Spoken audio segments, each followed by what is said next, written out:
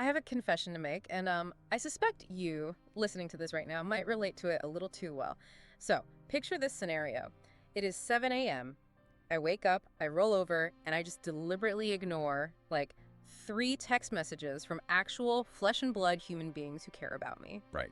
Because why deal with reality first thing in the morning? Exactly. Instead, I open up social media, and for the next 20 minutes, I am just in this absolute trance. I'm scrolling through the profiles of people who have quote unquote made it. I am looking at like a 28-year-old who just sold a tech startup.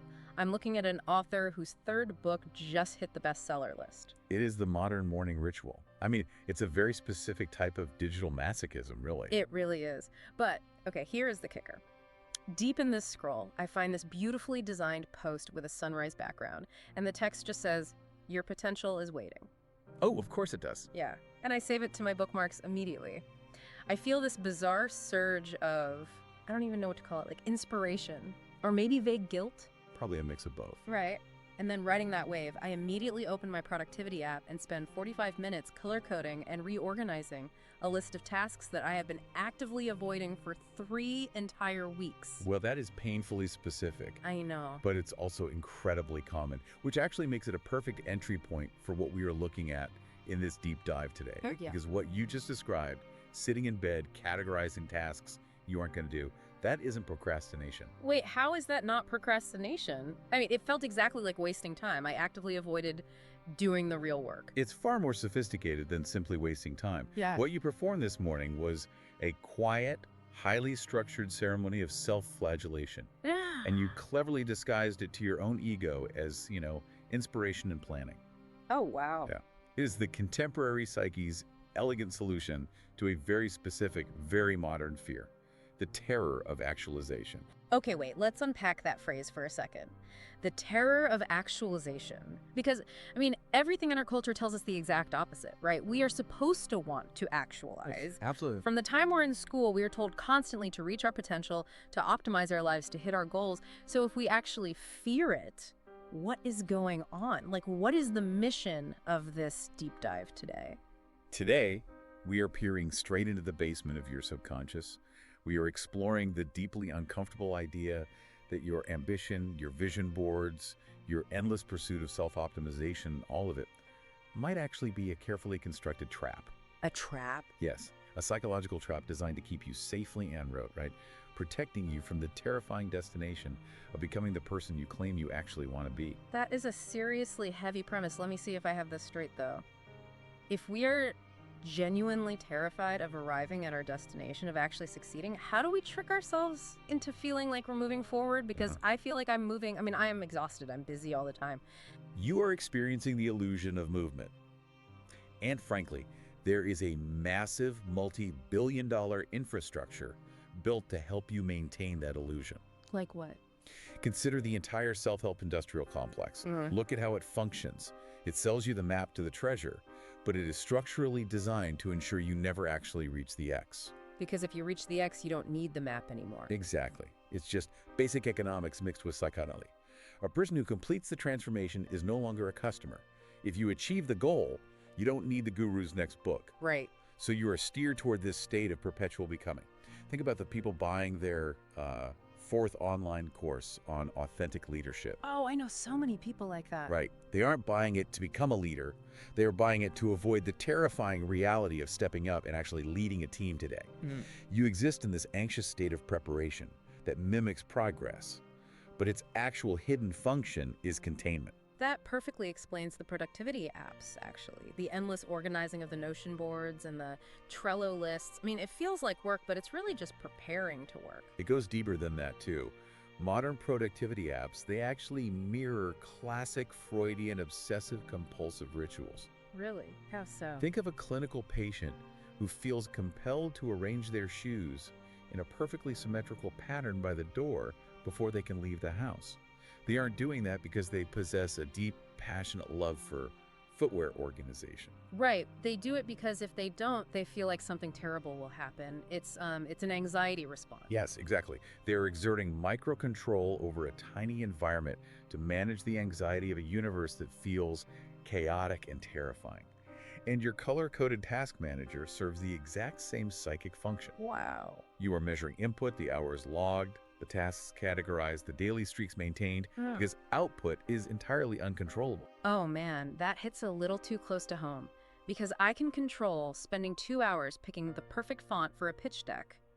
But I cannot control whether the client will actually like the pitch. Precisely. Yeah. The ritual protects you from the unpredictability of the result. It keeps you safe in the realm of potential. You know what this reminds me of? It's an analogy we see everywhere right now.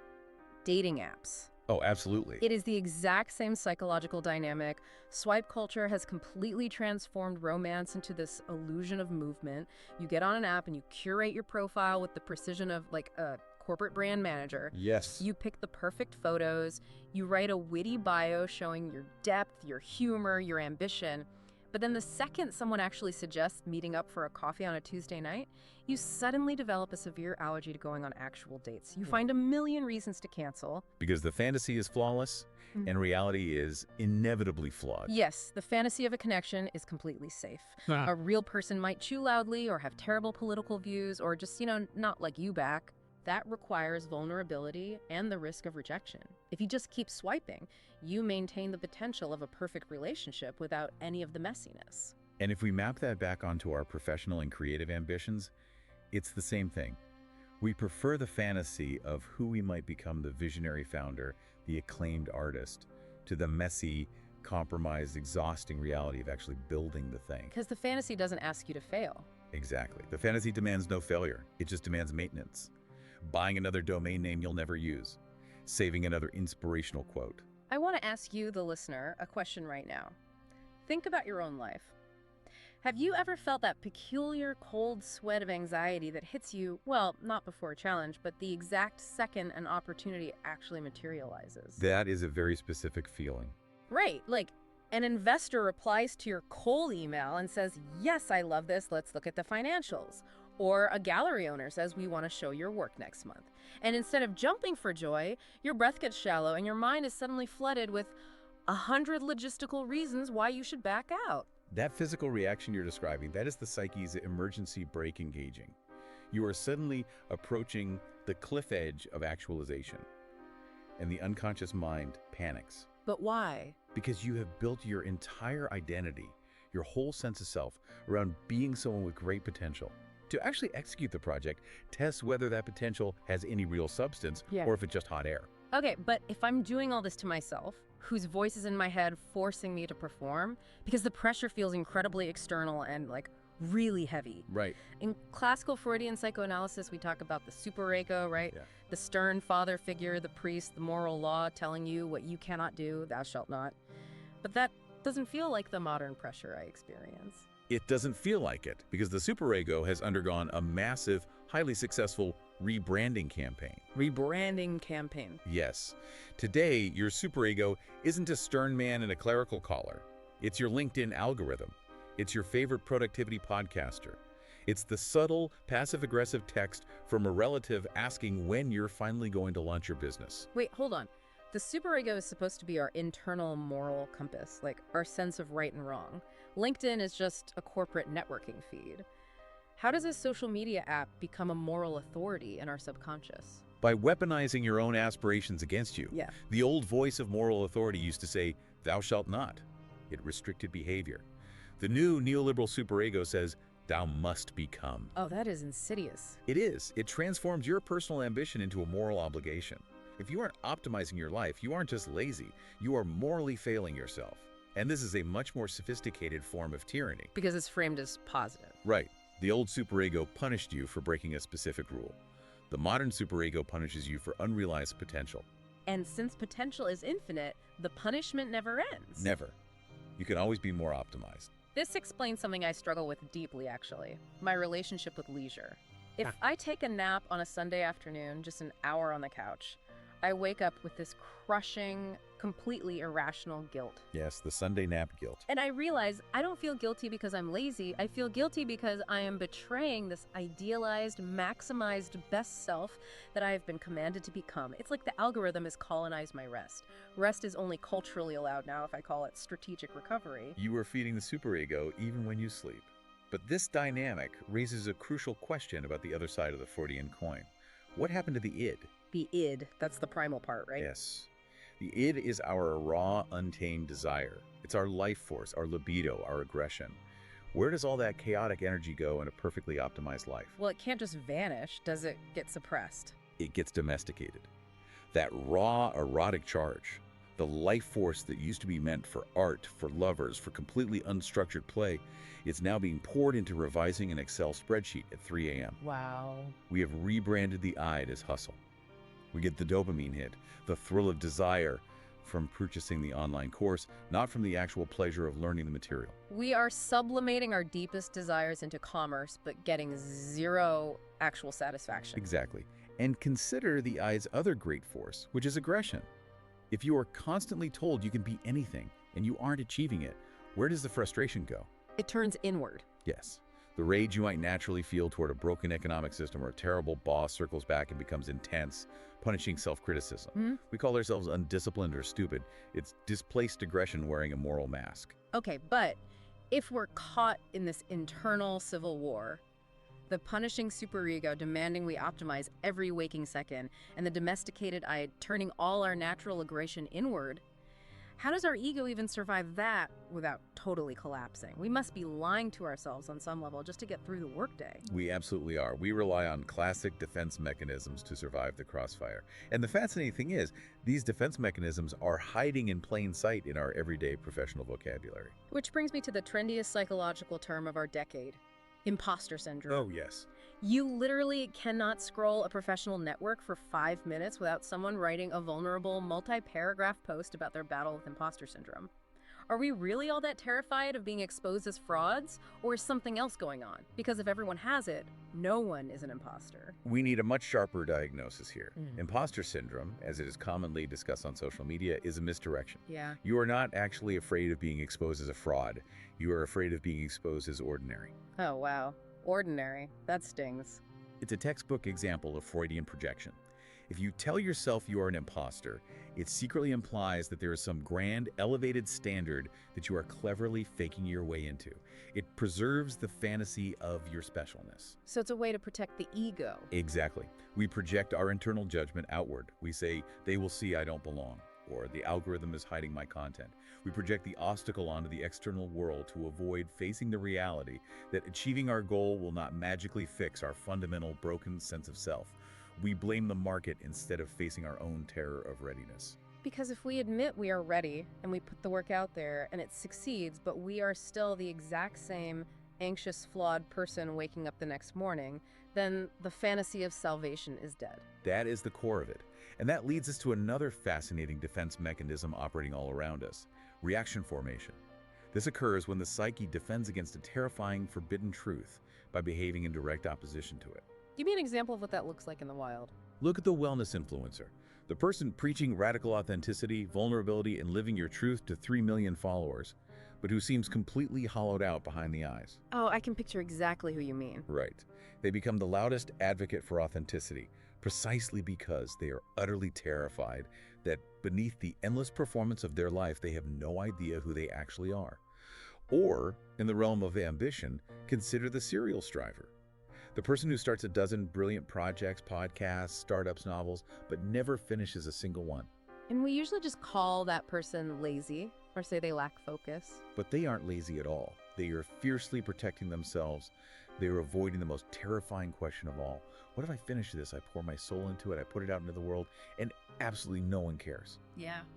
It is psychologically safer to be the misunderstood genius with magnificent, unrealized potential than to be the person whose fully realized work is met with total indifference. So we have unpacked the daily symptoms, right? The productivity apps, the doom scrolling, the imposter syndrome.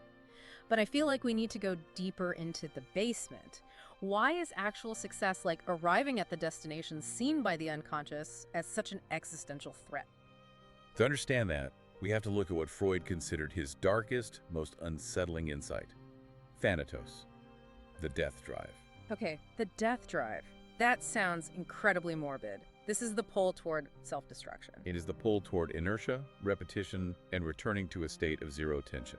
And the fascinating thing is that today, We have completely aestheticized the death drive. We call it grind culture. We call it no days off.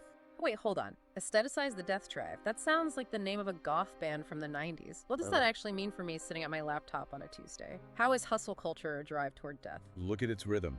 It is a compulsive repetition of intense preparation without ever arriving. It is an elegant form of self-sabotage that kicks in right at the threshold of success. The unconscious avoids actual success because actualization requires the literal murder of the dreaming self. To become the successful CEO, you have to kill the identity of the scrappy, struggling underdog. I wouldn't want to let that go. The psyche resists that death. We prefer the beautiful, curated purgatory of potential. It looks and feels like life because you're sweating and working, but functionally, it's a form of stasis. That makes an eerie amount of sense. It feels almost like, tell me if I'm reaching here, but if I succeed, if I scale a business to the point where I am making significantly more money than my parents ever did, or I publish a book and claim a public voice that my family never had, I feel this weird guilt, like I'm leaving them behind or betraying where I come from. You aren't reaching at all. You are stumbling right into classic Oedipal territory. In a modern professional context, to drastically surpass your family's limitations requires a sort of psychological patricide or matricide. Success might literally mean severing the psychic umbilical cord. You are stepping entirely out of the limitations your parents set for you, or the limitations they had to accept for themselves. Exactly. And the unconscious mind panics and says, if I succeed, I will orphan myself, I will lose my tribe. So you self-sabotage to stay safe in the familiar dynamic of the family unit. You remain the promising child, forever on the verge of greatness, but never fully claiming it because claiming it feels like an act of betrayal. And this perfectly explains the phenomenon Freud called the uncanny or the unheimlich. The uncanny, that eerie, deeply disorienting feeling. I usually associate that with horror movies, though, not career goals. It applies perfectly to achievement. The uncanny is the eerie feeling you get when you finally achieve a massive long-term goal. You get the graduate degree, you buy the dream house, you get the promotion. Yeah. You sit down on your new couch, and instead of pure transcendent joy, you feel this weird, hollow emptiness. You look around and think, is this all there is? I know that feeling intimately. You spend 5 years chasing a horizon, bleeding for it, and when you finally stand on the exact spot you aimed for, you just feel lost. Because the uncanny reveals a very difficult truth about human nature. Your desire was never actually for the object itself. Your desire was for the state of longing. Wow. The fantasy of the house or the job contained far more psychic energy than the physical reality ever could. Arrival kills the dreamer. Yeah. So your psyche, which is fiercely loyal to its own internal emotional economy, will instinctively sabotage your arrival to preserve the intoxicating dream. So synthesizing all of this, the uncomfortable truth we are circling today is that modern ambition, for a lot of us, has just become a defense mechanism against actual terrifying desire. That is the core of the diagnosis. We say we want these vague, grandiose things. We say we want to build a legacy. We want to make an impact. We want to reach our potential. Because vagueness is safe. If I tell myself I want to make an impact, I can stay on that treadmill forever.